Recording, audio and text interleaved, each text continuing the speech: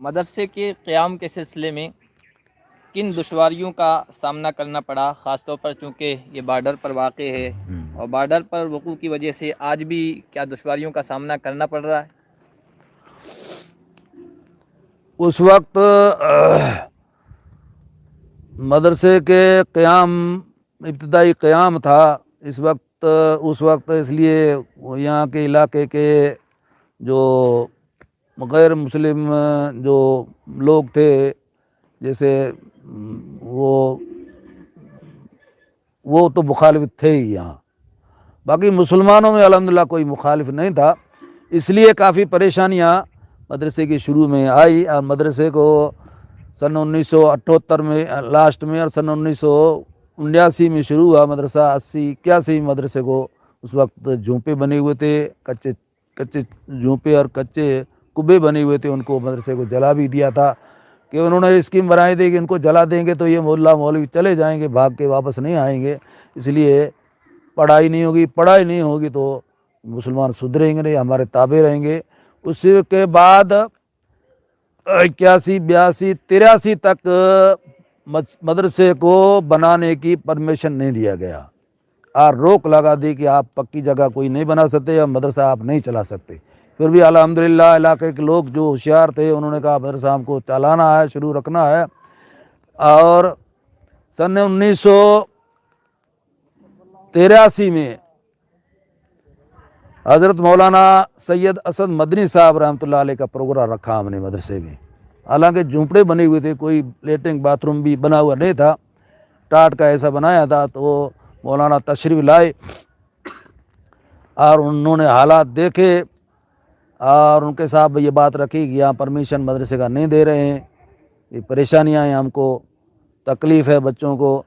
तो हज़रत मौलाना ये बात लेके गए।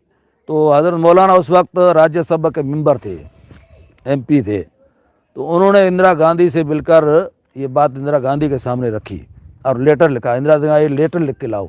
लेटर लिख के दिया उनको। तो वो लेटर इंदिरा गांधी ने देखने के बाद में राजस्थान के मुख्यमंत्री थे शिवचरण माथुर उस वक्त, उनको लेटर लिखा उन्होंने कि मैंने सुना है, मुझे बताया मौलाना सैयद असद मदनी ने, उनके साथ में मौलाना वली मोहम्मद है, उनके वहाँ बाड़मेर ज़िले के, उनका लेटर है। उन्होंने बताया कि वहाँ बाड़मेर में मदरसे मस्जिदों को पाबंदी लगा दी गई है। क्यों लगाई है आपने, मुझे जवाब दो। तो वो लेटर हमारे पास भी है अभी मदरसे में। वो लेटर जब शिवचरण माथुर के पास गया तो उन्होंने वालिद साहब को मंगाया। वालिद साहब 5-6 MLA जो ज़िले के थे, उन गिरदी चंद वगैरह उन सबको लेके गए वहाँ और वहाँ जाके मुलाकात की कि ये मसला है। तो शिवचरण माथुर ने बताया कि मेरे पास